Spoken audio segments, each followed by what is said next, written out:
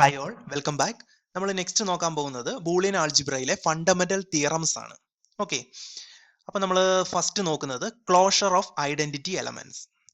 Closure of identity elements പറയുന്നത് for all A is an element of capital B, A plus 1 is equal to 1 and A into 0 is equal to 0. So ഇതാണ് closure of identity elements എന്ന് പറയുന്നത്. അതായത് A plus 1 is equal to 1ഉം A into 0 is equal to 0യും. Okay, അപ്പൊ നമുക്ക് ഇതിന്റെ proof നോക്കാം. First A plus 1 is equal to 1. Okay, ഇതെങ്ങനെ പ്രൂവ് ചെയ്യാമെന്നുള്ളത് നമുക്ക് നോക്കാം. ഈ പ്രൂഫാണ് ഞാൻ താഴെ കൊടുത്തിരിക്കുന്നത്. അപ്പൊ ഞാൻ ഇത് എ പ്ലസ് 1 എന്ന് എഴുതി. സോ എ പ്ലസ് 1നെ ഞാൻ എങ്ങനെ എഴുതി? എ പ്ലസ് 1 ഇൻറ്റു 1 എന്ന് എഴുതി. അതായത് ഐഡന്റിറ്റി എലമെന്റ് യൂസ് ചെയ്തിട്ടാണ് എഴുതിയത്. A plus 1 into 1. അപ്പൊ അതിന്റെ കൂട്ടത്തിൽ ഒരു 1നെ കൂടെ ഞാൻ വെച്ച് മൾട്ടിപ്ലൈ ചെയ്യാണ് അല്ലെ. അപ്പൊ അതിന്റെ കൂടെ 1നെ വെച്ച് മൾട്ടിപ്ലൈ ചെയ്താലും എന്താണ് എ പ്ലസ് 1 തന്നെയാണ് വരുന്നത് അല്ലെ. അപ്പൊ ഞാൻ ജസ്റ്റ് ഒന്ന് എക്സ്പാൻഡ് ചെയ്തതാണ്. ഓക്കെ, ഒരു 1 ഞാൻ എക്സ്ട്രാ മൾട്ടിപ്ലൈ ചെയ്തിട്ട് ഞാൻ എക്സ്പാൻഡ് ചെയ്തു. എ പ്ലസ് 1 ഇൻറ്റു 1 എന്ന് കൊടുത്തു. ദെൻ ഞാൻ എന്ത് ചെയ്തു? ഈ 1നെ നെക്സ്റ്റ് സ്റ്റെപ്പിൽ ഈ 1നെ ഞാൻ എന്ത് ചെയ്തു? ഞാൻ കോംപ്ലിമെന്റാരിറ്റി തിയറം യൂസ് ചെയ്തിട്ട് ഞാൻ റീപ്ലേസ് ചെയ്ത് എഴുതി. അതായത് എ പ്ലസ് എ ഡാഷ് എന്ന് എഴുതി. നമുക്കറിയാം എ പ്ലസ് എ ഡാഷ് എന്ന് പറഞ്ഞാൽ 1 ആണ് അല്ലെ. അങ്ങനെയാണെങ്കിൽ A plus 1 into A plus A dash എന്ന് വരും. അതായത് ഈ 1നെ ഞാൻ എ പ്ലസ് എ ഡാഷ് എന്ന് റീപ്ലേസ് ചെയ്ത് എഴുതി. ഓക്കെ, നെക്സ്റ്റ് ഞാൻ ചെയ്തത് ഇവിടെ ഈ ആദ്യത്തെ എ പ്ലസ് 1 ഉണ്ടല്ലോ, ഈ എ പ്ലസ് 1ലെ ആദ്യത്തെ എ മാത്രം ഞാൻ എന്ത് ചെയ്തു? ഡിസ്ട്രിബ്യൂട്ടീവ് ലോ വെച്ചിട്ട് ഞാനൊന്ന് എക്സ്പാൻഡ് ചെയ്തു. അതായത് ഫസ്റ്റ് എ മാത്രം ഞാനൊന്ന് എക്സ്പാൻഡ് ചെയ്യാണ്.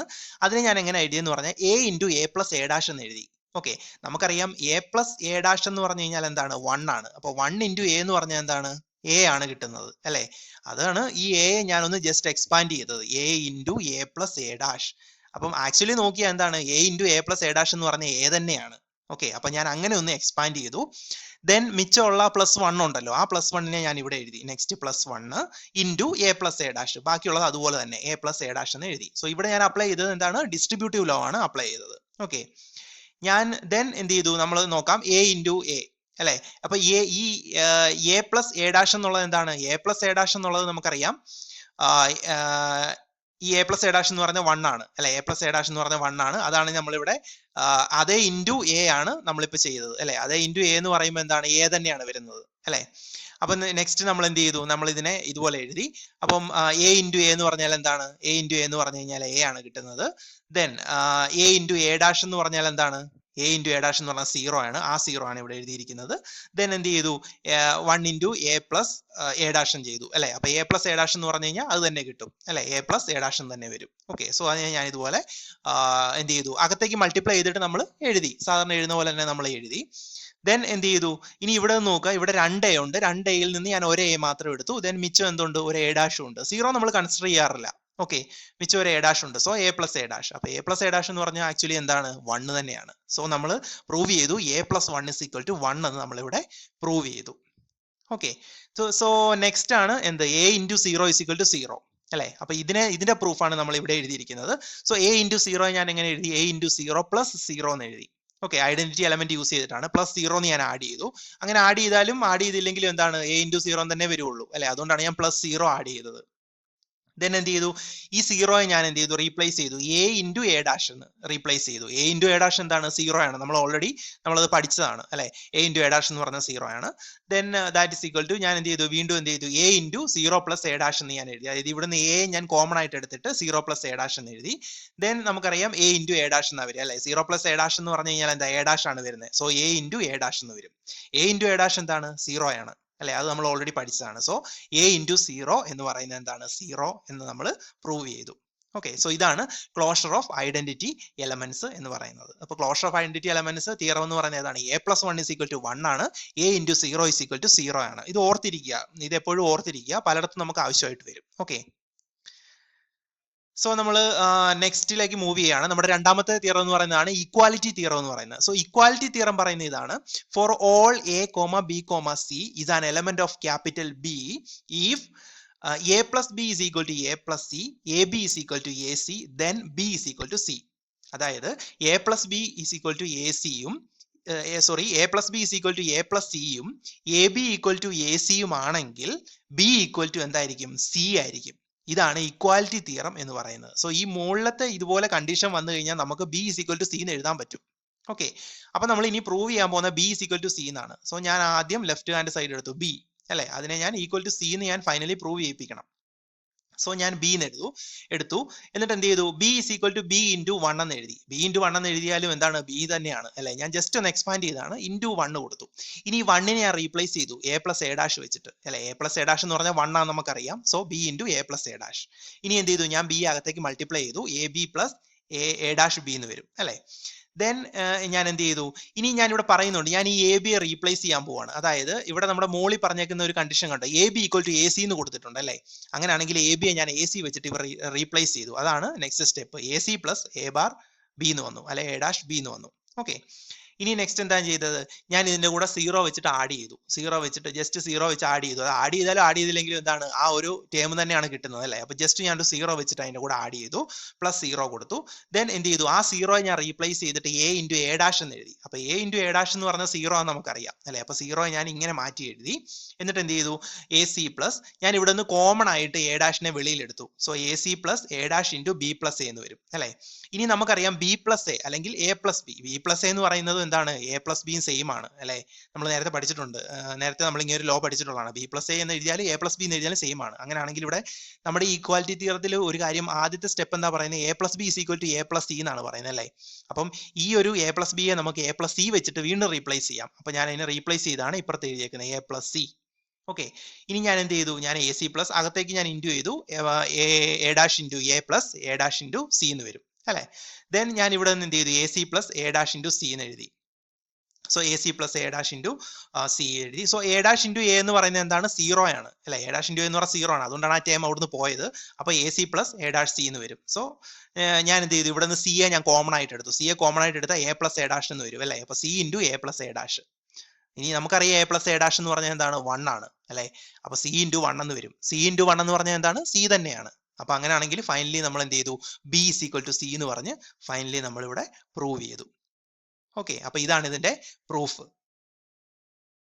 സോ ഇക്വാലിറ്റി തിയറം പറയുന്ന ഇതാണ്, A plus B is equal to A plus സിയും A B equal to A സിയും ആണെങ്കിൽ ബി ഈക്വൽ ടു സി എന്ന് നമുക്ക് എഴുതാൻ പറ്റും.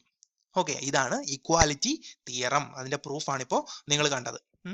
ഇനി നമ്മൾ നെക്സ്റ്റ് തിയറത്തിലേക്ക് പോകാം. നെക്സ്റ്റ് തിയറമാണ് കോംപ്ലിമെന്റാരിറ്റി തിയറം. കോംപ്ലിമെന്റാരിറ്റി തിയറം പറയുന്നത്, for all A comma B is an element of capital B if a plus b is equal to 1 and ab is equal to 0, then a dash equal to b and a is equal to b dash. Okay, അപ്പൊ ഇതാണ് complementarity theorem പറയുന്നത്. A plus B is equal to 1ഉം A B equal to 0യും ആണെങ്കിൽ A dash എന്ന് പറയുന്നത് എന്തായിരിക്കും, B ആയിരിക്കും. എ എന്ന് പറയുന്നത് ബി ഡാഷും ആയിരിക്കും. ഓക്കെ, അപ്പൊ ഇതാണ് കോംപ്ലിമെന്റാരിറ്റി തിയറം. ഇതിന്റെ പ്രൂഫാണ് ഞാൻ ഇവിടെ കൊടുത്തിരിക്കുന്നത്. നമുക്കറിയാം നമ്മൾ ഈ മുകളിലത്തെ രണ്ട് കണ്ടീഷൻ എടുക്കുകയാണ് ചെയ്യുന്നത്. അപ്പൊ ഞാൻ ഇവിടെ എടുത്തേക്കുന്ന കണ്ടീഷൻ നോക്കുക, A plus B equal to 1 അല്ലെ. അതാണ് ഇവിടുത്തെ ഒരു ഫസ്റ്റ് കണ്ടീഷൻ പറയുന്നത്, A plus B equal to 1. അപ്പൊ ഈ 1നെ ഞാൻ എന്ത് ചെയ്തു, എ പ്ലസ് എ ഡാഷ് എന്ന് പറഞ്ഞ് റീപ്ലേസ് ചെയ്തു. ഓക്കെ, രണ്ടാമത്തെ കണ്ടീഷൻ ഞാൻ എടുത്തു, എ ബി ഈക്വൽ ടു 0.